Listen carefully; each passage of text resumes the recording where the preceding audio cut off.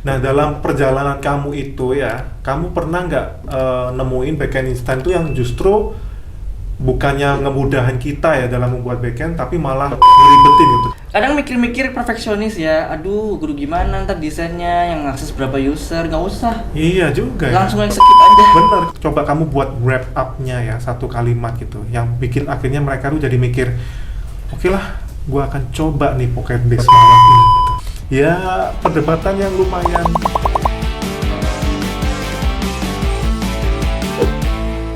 Halo teman Raya sekalian, welcome back di Raya Talks, One Cloud Endless Conversation.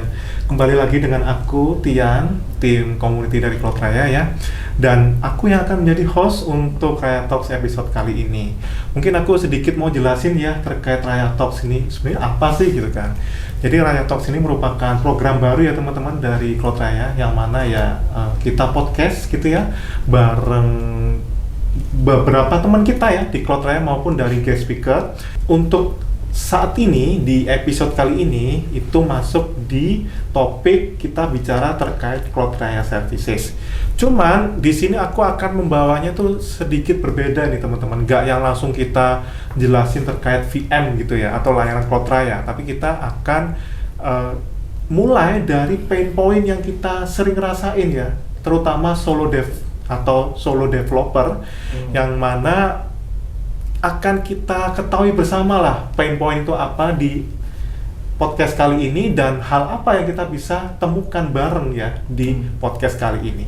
Mungkin seperti itu. Dan di sini sudah ada Michael ya. Mungkin Michael bisa say hi ke kamera. Hai, halo guys. Ya, jadi teman Raya, untuk Michael ini sendiri merupakan cloud product development lead ya dari Cloud Raya. Dan sebelum kita mulai, mungkin aku pengen tanya-tanya dulu nih Mike, dari sisi kamu sendiri, lebih ke kamu sekarang lagi sibuk apa sih? Terus mungkin lebih ke background kamu juga tuh, gimana kok bisa sampai sekarang menjadi cloud product development lead. Terus ya lebih ke supaya teman Raya sekarang bisa tahu sih siapa sih Michael ini. Kok kalau kita sering lihat ya, Michael ini sering banget jadi speaker ya di webinar Cloud Raya maupun di event-event Cloud Raya. Mungkin silakan. Ya, jadi sekarang sih lagi sibuk ini sih, kita lagi ya ada Cloud Raya ini kan selalu ada produk-produk baru. Nah, sekarang Cloud Raya itu lagi nyiapin produk baru lagi yang bakal hits. Dan kalau secara background sih sebenarnya sama sih guys. Gua itu backgroundnya juga developer dulu awalnya.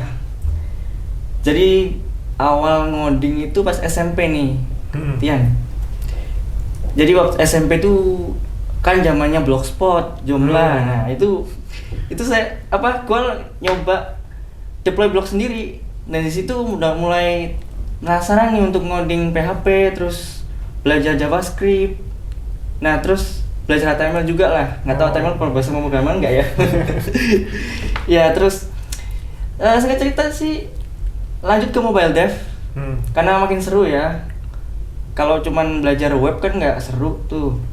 Kalau di mobile tuh kita bisa nyoba di di perangkat yang lebih kecil. Kalau web kan gede nih.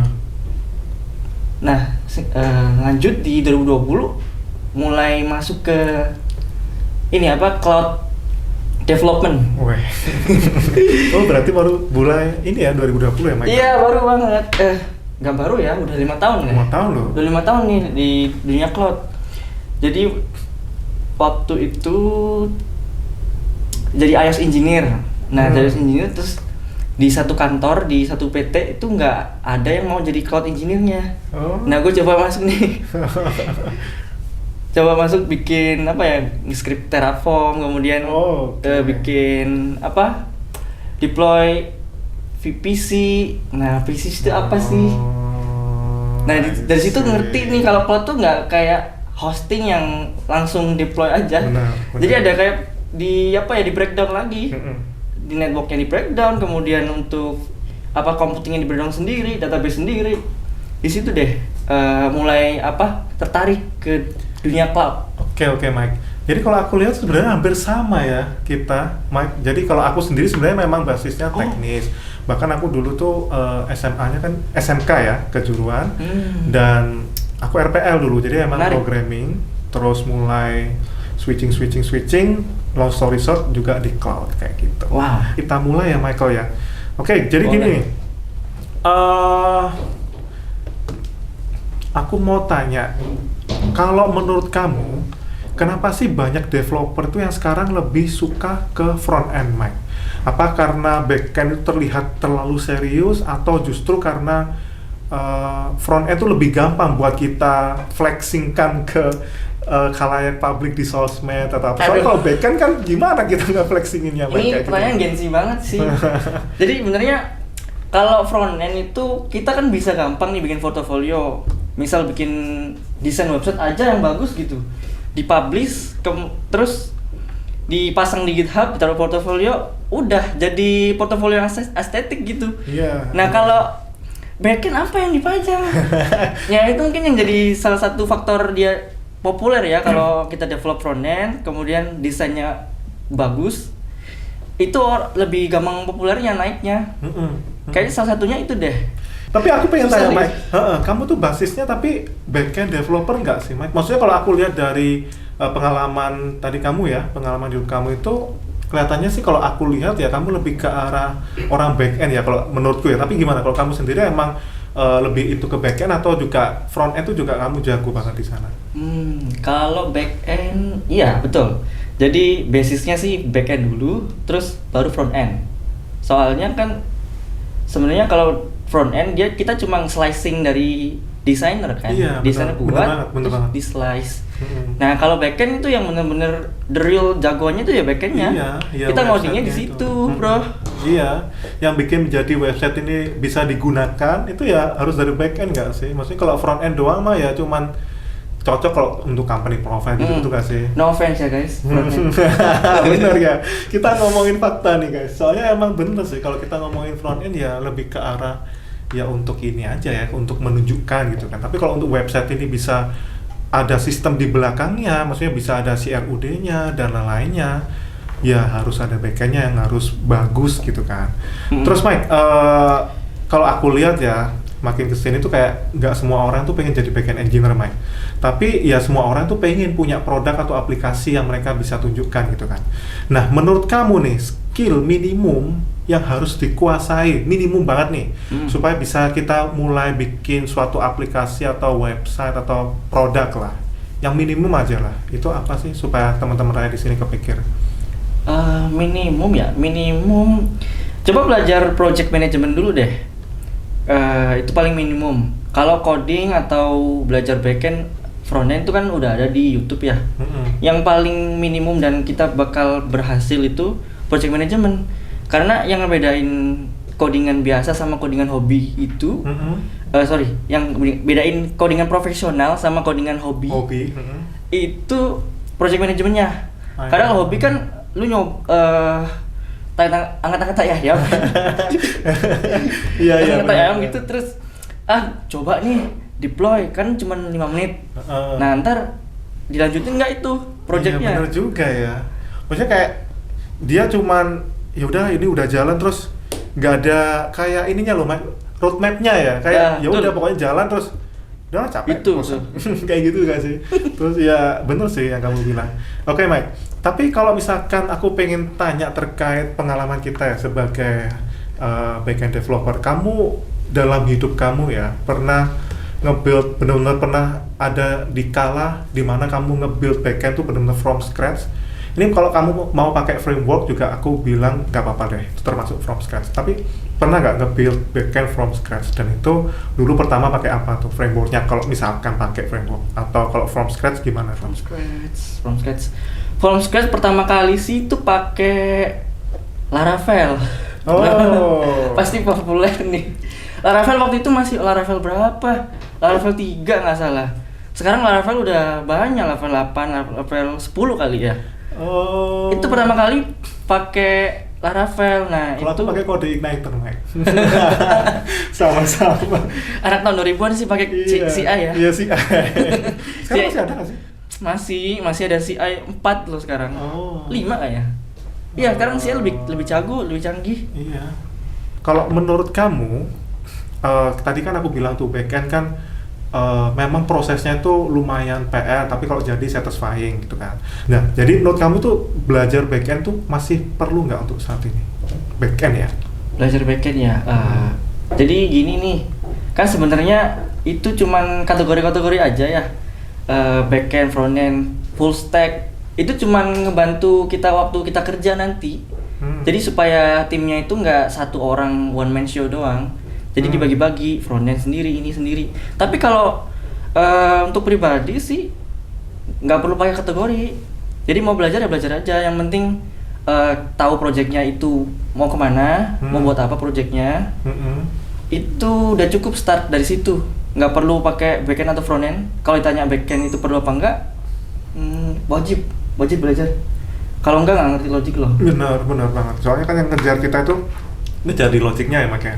Nah, Yes. dari situ Mike, kalau aku lihat kelihatannya sekarang tuh kan makin banyak ya muncul solusi back-end instan gitu kan. Nah, itu. Kamu pernah dengar juga nggak kayak gitu? Pernah pakai bahkan. Oh iya. Iya. Oke. Nah, menurut kamu tools back-end instan ini bisa nggak sih jadi gateway ya buat orang yang tadinya takut untuk belajar back-end, takut untuk belajar logic gitu kan? Yes. Terus jadi berani mulai itu sekarang. Itu menurut kamu back-end instan tuh berguna nggak untuk itu? Ngebantu banget dong. Karena apa ya? Bisa dibilang itu placeholder gitu loh. Jadi kalau kita mau ngisi, pernah nggak di auto completein sama si editor? Oh, harus ngeklik ini kasih function dan dia auto complete. Jadi mirip-mirip kayak gitu. Kalau kita mau bikin sesuatu terus backendnya udah ada, jadi suggestion dari backend instance tadi, itu proses belajar jadi lebih cepat. Karena jadi sisi developernya itu sudah kayak dikasih ini loh, bentuk outputnya kayak gimana gitu. Oke. Jadi dia bisa belajar dari situ. Oke, benar. Nah, kalau menurut aku ya backend instan tuh lebih cocok untuk solo developer ya, Mike ya. Karena ya benar-benar kayak instan gitu ya, udah jadi gitu kan, solo developer atau tim kecil gitu kan. Yes. Tapi menurut kamu kira-kira pihak mana lagi nih yang selain yang tim kecil atau solo developer yang juga dapat benefit dari backend instan tadi? Bisa kayak dipakai di enterprise. Oh ya? Gua pernah tahu sih. Jadi ada travel agent nih, yang populer lah, teman-teman tahu pasti. Itu tim kontennya pakai backend instan. Oh ya? Jadi supaya mereka nggak usah ngoding lagi backendnya, tetap dipakai. Jadi dari skala kecil besar pun backend instan itu tetap ngebantu. Tergantung berapa lama projectnya dan sebesar apa projectnya. Oke. Nah, dalam perjalanan kamu itu ya, kamu pernah nggak nemuin backend instan itu yang justru bukannya ngemudahin kita ya dalam membuat backend, tapi malah ngeribetin gitu? Ada. Serius? Ada. Nggak semuanya perfect dong. Kalau semuanya perfect pasti nggak ada yang pakai salah satu. Oh iya benar juga. Pasti ada. Jadi pernah waktu itu mau bikin custom controller itu. Jadi waktu itu mau bikin kayak galeri foto ya. Tapi galeri fotonya itu kayak dibikin agak canggih dikit. Jadi dia bisa upload foto, terus kemudian dia scan isinya foto ini apa sih? Oh. Ada anjingnya atau ada kucing? Bisa kayak gitu? Bisa pakai AI lah. Oh. Bikin custom controller. Jadi setelah upload di aplikasi yang gue buat itu, dia bisa deteksi apa yang ada dalam foto. Nah, ada satu backend instan yang gue pakai. Ini dia nggak bisa terlalu custom kayak gitu. Jadi perlu dibikinin controller yang custom. I see. Ada beberapa list, tapi yang paling gue rekomend sih satu backend ini sih. Apa? Apa ya? Penasaran nggak? Apa tuh, Mike? Namanya Pocket Base. Oke. Pernah denger nggak? Pernah. Oh, pernah juga nih. Gimana?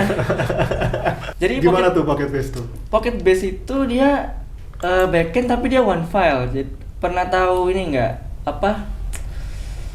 Apa sih kayak yang buat handle MySQL itu? Jadi ada yang satu file doang terus di execute, dia jadi di backendnya. Oh, Kayak kita cuma download satu binary, kemudian diklik 2 kali, nyala udah backendnya. Beneran kayak .exe file? Bisa kayak .exe file bener udah. Bisa gitu ya? Bisa dong. Oke, ini aku sambil cari nih Pocket Base nih ya. Coba apa tuh? Oke. Nah ini kalau aku lihat ya Mike ya, si Pocket Base ini dia ada beberapa fitur ya, kayak udah langsung nyediain database, Yo. REST API, out system, admin dashboard tanpa kita perlu setup apapun. Itu bener nggak? Bener. Sebanyak itu fiturnya. Iya benar. Gila, itu kayak whole back end loh, Mike. Namanya juga backend instan. Iya ya. Kayak makan mie instan. Keren banget ya. Oke, Mike. Terus ini aku juga lihat kelihatannya dia juga menyediakan REST API auto generated ya dari setiap koleksi database yang kita Yes, sudah betul. bikin gitu ya. Jadi kita bikin nggak skema. perlu nulis root-nya satu-satu, bener? Betul. Anjir. Jadi kita bikin skemanya, ntar di database-nya dibikin table, terus di REST API-nya dibikin endpoint, kontrolnya udah bikinin juga. Oke. Nah, karena ini kan lebih backend instan ya. Kalau aku ngelihatnya ya, lebih cocok untuk produk MVP nggak sih? Iya. MVP kan kudu cepet tuh. Iya. Kayak iterate harus cepet. Kalau enggak, misalnya malam ini harus rilis. Iya. Nah, backend instan bisa. Jadi pokoknya requirement-nya udah jelas. Tinggal dibuat aja skemanya di backend instan. Udah running. Cuma gitu doang. Mengenai Pocket Base nih, Mike. Kalau aku lihat kan berarti intinya dia bisa diinstal di mana aja tuh ya. Itu Bener. juga bisa diinstal di semacam kayak VM biasa gitu nggak? Kayak VM Cloud Raya gitu bisa nggak? Bisa. Bisa kan pastinya ya? Jadi kalau binary-nya si Pocket Base sendiri itu dia bisa diinstal mana aja, namanya aja binary ya. Iya, Dia makanya. ada dia support 3 OS. Ada Linux, Mac OS sama Windows.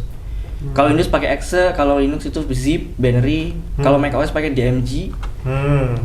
Oh. Nah, kalau mau dijalanin di virtual machine, dia nyediakan juga Docker image-nya. Oke. Kalau gitu kita udah mulai tahu nih terkait jagoannya si Michael ya. Tanpa berlama-lama mungkin karena Michael juga tim produknya Cloud Raya. Gimana kalau kamu langsung install Pocket Base di VM Cloud Raya? Wah, seru banget. Ayo.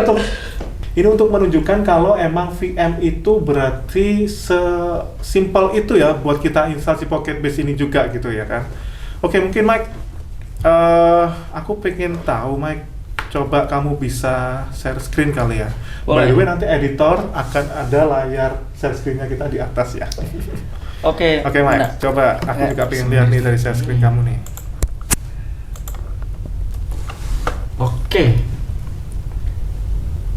Kita mulai dari login dulu di Cloud Raya. Oh iya, buat temen-temen, Cloud Raya ini adalah public cloud dari Warrek. Jadi kita itu menyediakan hourly VM based. Jadi kalau teman-teman mau sewa computing virtual machine, bisa ke cloudraya.com, register di sana, bisa untuk start buat VM mulai dari 85.000. Oke, jadi di sini udah aku siapin untuk VM yang akan kita pakai untuk Pocket Base. Tapi mungkin lebih bagus kalau kita coba start dari awal ya. Ini mulai dari loginnya dulu. Mike, ini kalau aku lihat berarti Pocket Base ini maksudnya ke SaaS ya?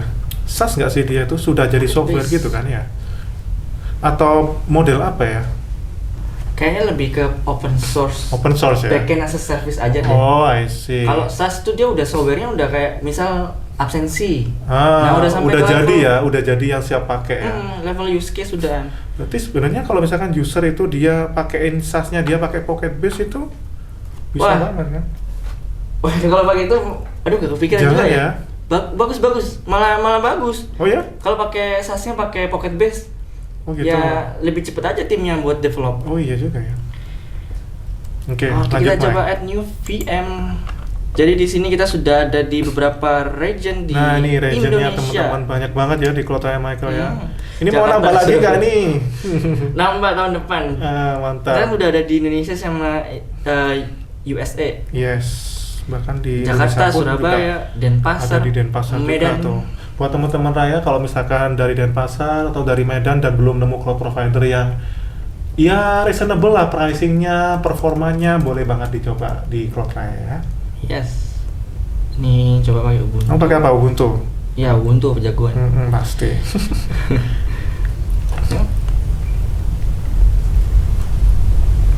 Nih pilih yang paling murah aja. Harga 85.000 tuh udah include IP address loh. Wih. Iya udah include ya Mike ya. Terus sudah ada VPC-nya lagi. Oh, supaya lebih ini ya secure ya untuk. Jadi nggak Networknya. kecampur nanti networkingnya.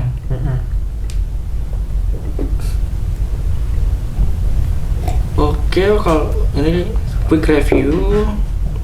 Terus kita create aja VM-nya.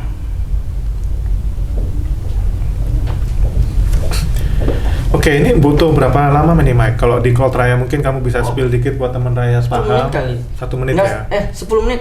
Nggak sampai 10 menit biasanya udah up. Iya sih. Aku juga sering sih nge-build VM di Cloud Raya tuh kalau aku lihat ya, range-nya tuh kayak di 2 sampai 5-an menit nggak sih? Kenceng. Oke Mike, ini untuk sambil nunggu ya provisioning kamu. Kalau nggak salah tadi kamu sempat bilang ke aku ya sebelum acara kalau kamu sebenarnya juga sudah ada satu VM ya yang kamu bangun sebelum podcast ini supaya ya teman Raya nggak perlu nunggu lebih lama gitu ya. Mungkin bisa langsung ke VM yang kamu udah buat ya. Itu udah ada Pocket Base-nya belum? Yang VM yang kamu udah buat? Belum kan? Atau udah ada? Belum ya. Jadi sekarang lihat juga. Siap. Coba boleh Mike diakses. Oke, jadi tadi share screen-nya biar bisa lihat teman-teman, jadi full screen. Sekarang kita ke VM yang udah kita buat. Sebenarnya sama aja, cuman ini supaya nggak nunggu aja. Nah, jadi kalau udah dapet informasi VM-nya gini, berarti udah running VM-nya. Kita cuma tinggal copy IP address-nya, terus buka aja. Ini sorry pakai warna putih ya, biasanya warna gelap kalian kan. Saya suka warna putih soalnya kamu enak. anti dark mode ya. Bikin ngantuk guys. Iya benar, Mohon maaf. Setuju. Ini VM-nya pakai password sih, jadi ya udahlah.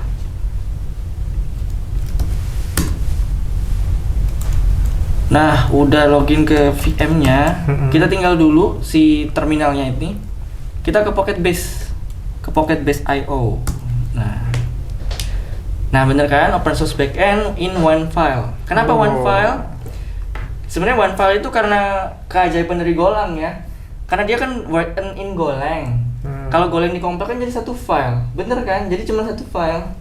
Oh iya. Padahal source code-nya nggak satu file banget. Iya. Kalau dikompil jadi satu. Masuk akal sih. Oke, jadi kita pakai Linux. Jadi kita copy linknya, terus kita download nih ke root home foldernya. Jadi gitu bikinin folder dulu deh. Kadir, Pocket Base. Terus kita ke Pocket Base dan kita download. Yes, sudah berhasil download. Terus kita unzip ya. Udah. Terus tinggal gini sih.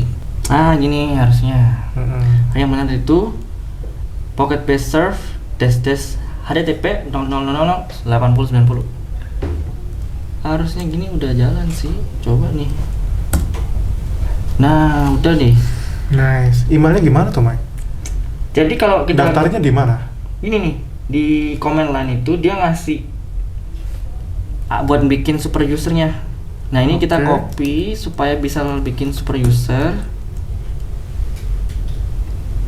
Oh tadi belum ke copy ya. Ini nih. Kok jadi blank? Bentar. Oh, ya iyalah. Kan harusnya pakai IP address. Kamu 00. Ini copy ke situ. Bener nggak? Oh, bener ya. Nah, ini dibikin email. Di sini kita daftar. Passwordnya dia minimal 10 huruf atau angka lah. Udah jadi sih. Belum jadi. Ini masih baru pertama kali bikin super user. Nah, coba kita bikin satu collection ya. Jadi kita bikin satu collection, kasih nama collectionnya. Terus untuk ID dia auto generated. Kalau plain text, ini bisa buat judul. Terus dia juga ada yang namanya WYSG. What you see is what you get. Editor. Jadi udah ada nih. Kalau teman-teman punya kolom yang tipenya WYE, WYS. Susah banget sih ngomongnya. Ya gitu. Kayak artikel. Nah itu pakai text editor namanya. Ya. Nah, yang ini ini create. lebih ke artikel, knowledge base gitu-gitu ya. Ya, nah ini udah jadi ini skemanya. Kita bikin aja hello, kemudian isinya hello world. Terus wordnya kita kasih bold gitu contohnya. Nah, dia udah kesimpan API previewnya gini. Jadi disediain apa? Selain tadi dia sediain API, Pocket Base itu juga punya wrapper di masing-masing programming language. Salah satunya di JavaScript sama Dart. Kalau di JavaScript kita pakai npm package namanya Pocket Base. Pocket Base. Aksesnya tinggal arahin alamatnya Pocket Base kalian dengan portnya, jangan lupa ke waktu ini new Pocket Base. Terus udah dikasih tahu nih ngapain aja. Nah, udah ada ini untuk CRUD, kemudian untuk ngampilin si listnya itu pakai apa aja, short, ngefilter bisa, kemudian di select fields, mau nampilin kolom apa aja yang akan ditampilin nanti. Untuk create juga ada, dan ini dokumentasinya kalau misal butuh dokumentasi kan ada nih 200 apa, 400 apa, 403 apa. Oke, berarti intinya ya teman Raya bisa langsung explore sendiri ya, soalnya semuanya serba, kalau menurut aku sih, menurut aku ya Michael, ini lumayan user friendly sih udahnya, kayak nggak yang serumitnya aku kira gitu loh, udah jadi semuanya. Ini hampir sama dengan Strapi nggak? Apa Pak? Strapi. Strapi. Itu kalau nggak salah kan dulu kamu benar-benar tim Strapi banget tuh Mike. Itu kalau dibandingin sama si Pocket Base ini bedanya apa? Strapi, pernah tahu nggak guys Strapi? Yang belum tahu kasih tahu ya. Strapi itu headless CMS. Kalau si Pocket Base ini dia lebih ke backend instan atau backend as a service. Jadi mirip-mirip, cuman targetnya beda. Kalau backend instan kayak Pocket Base, dia tingkat customisasinya itu lebih tinggi. Tinggi, benar, setuju. Bisa di custom lebih dalam lagi daripada Strapi. Kalau Strapi kan dia fokusnya untuk orang awam ya, yang nggak ngerti. Dan untuk kayak wrappernya di berbagai programming language itu masih nggak terlalu banyak. Sedangkan Pocket Base lebih banyak. Oke, Mike. Nah, kalau aku lihat ya, jadi kayak si Pocket Base-nya ini sangat-sangat simpel gitu kan. Terus kita kombinasiin lagi nih dengan VM Cloud Raya, yang mana itu dia juga fleksibel ya kan, pay per hour gitu kan, bayar per jam doang, nggak perlu harus minimal per bulan gitu kan. Kayak menurut aku ya, kombonya ini sangat-sangat bagus nih buat orang yang pengen ngebikin produk cepet nggak sih? Kayak aku pengen ngebikin produk cepet, yang pertama aku harus lakukan supaya produk ini segera online, pastinya aku segera harus cari VM infrastruktur yang terjangkau, fleksibel, dan pastinya bagus lah performanya. Nemu tuh Cloud Raya. Terus dia bikin produk cepat, bla bla bla. Aku pengen segera presentasi nih, backend instan apa ya? Pocket Base. Udah deh, combo maut. Iya, lihat aja tadi berapa menit tuh ngitung. Iya, cepet banget. Makanya. Oke, teman Raya, kalau misalkan kalian sudah nemu nih backend instan sebagus ini, masih ada yang tertarik nggak buat bikin backend secara from scratch gitu ya, Mike ya? Ya, perdebatan yang lumayan pasti banyak yang pro kontra sih. Oke, jadi gini, aku mau tanya, setelah kita udah install Pocket Base kan, menurut kamu pribadi, downside atau keterbatasan dari Pocket Base itu apa sih, Mike? Ada sih. Jadi gini, pernah nyoba Pocket Base itu kalau di multi node dia tuh nggak terlalu bagus ya. Kan untuk backend instan dia mostly monolith. Jadi kalau nanti di deploy di multi node itu kayak pernah ada ngalamin kayak ada error gitu loh. Ini termasuk dari sistemnya dia bikin ID. Nah, ID-nya dia itu apa ya? Nggak pakai UUID pertama. Plus dia pakai random random base 32 sih itu. Nah, di situ yang concernnya di situ pertama. Kalau UUID kan enaknya dia nggak terkait sama hardware ya.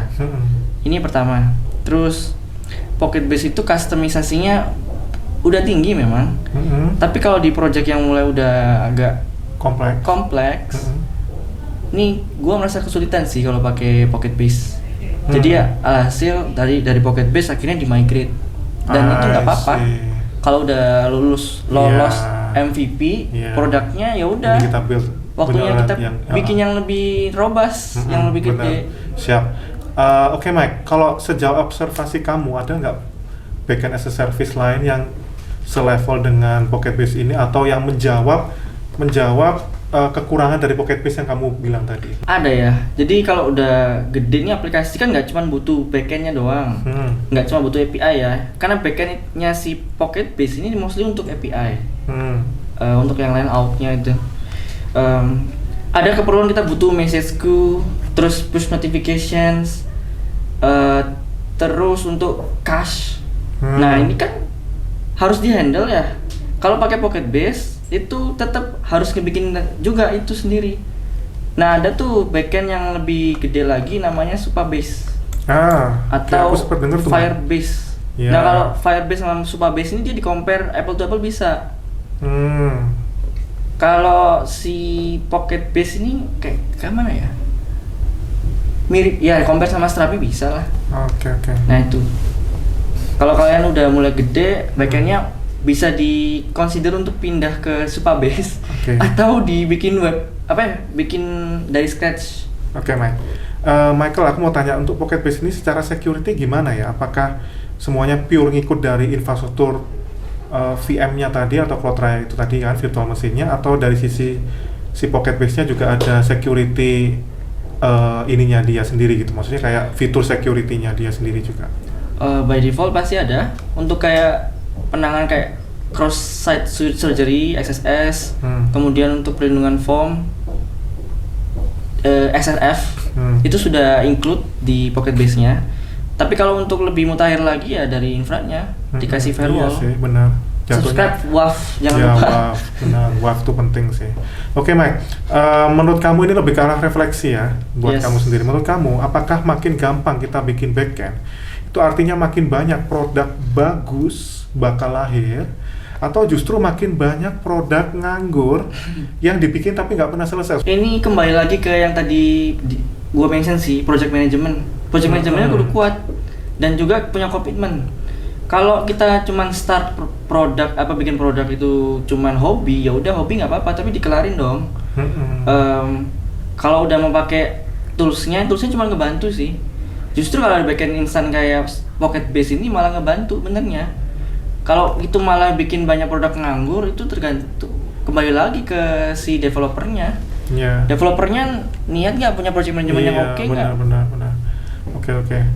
Nah tadi kamu sempat mention kan Mike, terkait kita mulai migrate ke backend yang lebih mature atau robust gitu kan.